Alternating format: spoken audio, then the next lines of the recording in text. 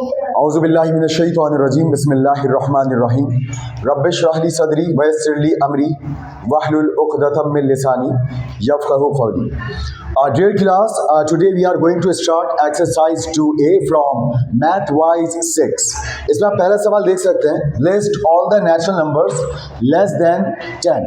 तो आप सबको ये बात पता होनी चाहिए कि natural numbers 1 से शुरू होते हैं और हम इनको natural numbers कहते इसलिए हैं क्योंकि पूरी जो मैथमेटिक्स है वो इन natural numbers पर ही बेस करती है, यानी कि 1 2 3 4 5 6 7 8 9 10 and so on, और पूरी गिनती इसी अंदाज से इनफाइनाइट बनती चली जाती है।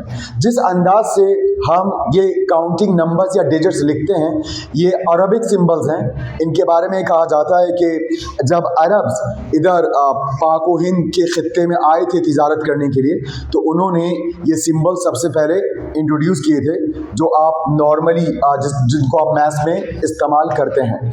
तो natural numbers less than 10, natural numbers are always started from 1। तो यहाँ पर सिंपल कहा जा रहा है आप लिस्ट बनाइए नेचुरल नंबर्स की लेस देन 10, 10 से पहले तक। तो 10 से पहले तक का मतलब क्या हुआ कि इसमें 1 आएगा, 2 आएगा, 3 4 5 6 7 8 9। ये लिस्ट है नेचुरल नंबर्स की लेस देन 10, क्योंकि उन्होंने कहा 10 से कम रखना। तो हमें पता है नेचुरल नंबर 10 से कम कहाँ तक होते हैं, 9 तक होते हैं। तो इस वजह से यहाँ पर हमने लिस्ट 9 तक बनाई है।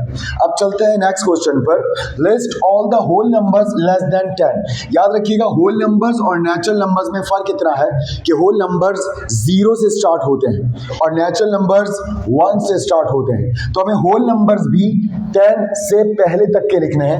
होल बाय क्रम बाय वर्ड हम ये कह सकते हैं होल मतलब मुकम्मल, यानी कि whole numbers can not be in decimal. Whole numbers point में नहीं हो सकते, राइट। यहाँ पर नेचुरल नंबर्स का भी यही है कि याद रखिएगा तमाम ही नेचुरल नंबर्स होल नंबर्स होते हैं। बस सिर्फ एक ऐसा होल नंबर है जो नेचुरल नंबर नहीं होता, क्योंकि मैथमेटिक्स में इस बात की बहुत ज़रूरत महसूस हुई कि जब कुछ ना हो तो उसको मैथ्स में कैसे प्रेजेंट करें। अगर कोई चीज़ 1 है तो ठीक है 1 लिख दिया, कोई चीज़ 2 है तो 2 बता दिया, लेकिन अगर कुछ नहीं है तो उसको मैथ्स में कैसे लिखें। तो उसके लिए कुछ ना होने का भी एक सिंबल इंट्रोड्यूस किया गया जो ओ की तरह बनता है, जिसे आप ज़ीरो कहते हैं। ज़ीरो मतलब कुछ ना होना मैथ्स में। तो इसके लिए ये सिंबल इंट्रोड्यूस कराया और इंटरेस्टिंगली फिर मैथमेटिशियंस ने इसी सिंबल को आगे भी यूज़ किया। हालांकि आप जानते हैं ज़ीरो मीन्स नथिंग, यानी कि अगर मैं आपसे पूछूं कि यहाँ पर ऐसे कितने लोग हैं जिनकी उम्र 80 साल से ज़्यादा है तो उनकी तादाद 0 है, तो वो 0 से डिफाइन होगा, राइट। तो यहाँ पर zero means nothing, but interestingly mathematicians ने इस ज़ीरो को आगे गिनती बढ़ाने के लिए इस्तेमाल किया, सेम सिंबल यूज़ किया। यानी कि 9 के बाद जब 10 आया तो 1 के बाद यही 0 लगाकर उन्होंने इसको 10 बनाया। वरना अगर मैथमेटिशियंस चाहते तो वो 10 के लिए कोई और सिंबल यूज़ कर सकते थे, लाइक स्टार, ये 10 हो गया, ये 200 हो गया, ऐसे भी कर सकते थे, ठीक। मगर उन्होंने इंटरेस्टिंगली इसी सिंबल को जो कुछ ना होने के लिए इस्तेमाल होता है काउंटिंग नंबर्स के लिए यही सजेस्ट कर दिया, जिसकी मदद से गिनती को आगे बढ़ाया गया।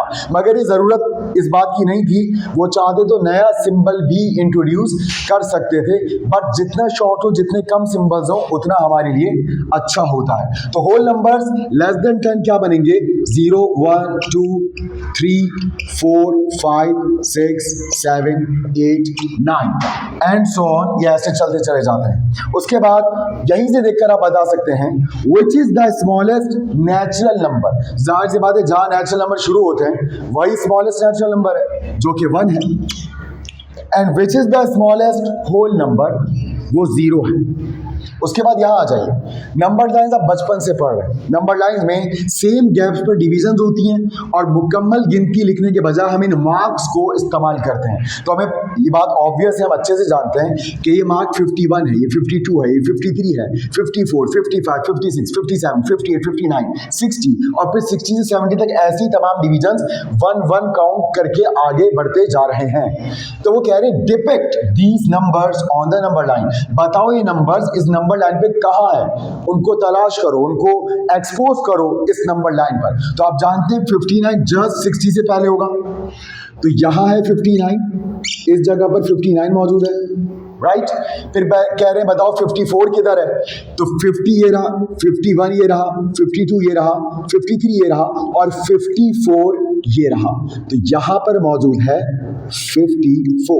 एंड इन लास्ट वो पूछते हैं बताओ 65 किधर है, तो 65 60 और 70 के दरमियान में है, 61 62 63 64 and this one is 65। So we have just completed the depiction of the given numbers. Now come to the next question. What numbers do these alphabet stand for? अच्छा, क्योंकि मैं इंग्लिश नहीं पढ़ाता, मैं तो मैथ्स पढ़ाता हूँ, बट आपकी बुक में यहाँ पर अल्फाबेट्स लिखा है। तो जहाँ तक मैंने सुना था अल्फाबेट बजाते खुद प्लूरल होता है, यानी कि अल्फाबेट में A to Z तमाम की तमाम लेटर्स आ जाते हैं। अलबत्ता जब हम अल्फाबेट्स कहते हैं तो इसका मतलब क्या होता है, जब आप एक से ज़ायद ज़बानों के जो लेटर्स हैं उनको एक साथ देख रहे हो, लाइक जैसे ABCD के साथ अल्फा बीटा गैमा आ जाए या ABCD के साथ अलिफ बे पे ते भी एक साथ आ जाए, तो हम कहेंगे now we are observing alphabets. But just confirm it from your English teacher. तो यहाँ पर आप जो है वो इसको सिंपल ये बताना है कि कौन सा लेटर किस नंबर को प्रेजेंट कर रहा है। अब आप देख सकते हैं ये नंबर है 0 से शुरू हो रही है और 10 पर ख़त्म हो रही है। 1 2 3 4 5 6 7 8 9 10। तो हमने कंफर्म किया कि हर मार्क हर डिवीजन 1 काउंट पर है, यानी कि काउंटिंग को 1 स्टेप आगे बढ़ा रहा है।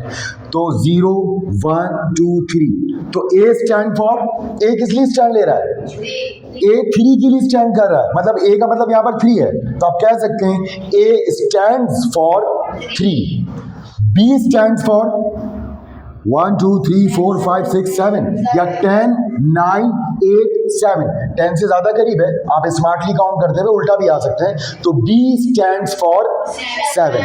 तो आप यहाँ पर कह सकते हैं कि A stands for 3, B stands for 7 and the last one is C और D के बारे में बताना है। और ये नंबर लाइन 20 से लेकर 30 तक है, तो 21 22, C stands for 22, 23 24 25 26, well done. D stands for 26.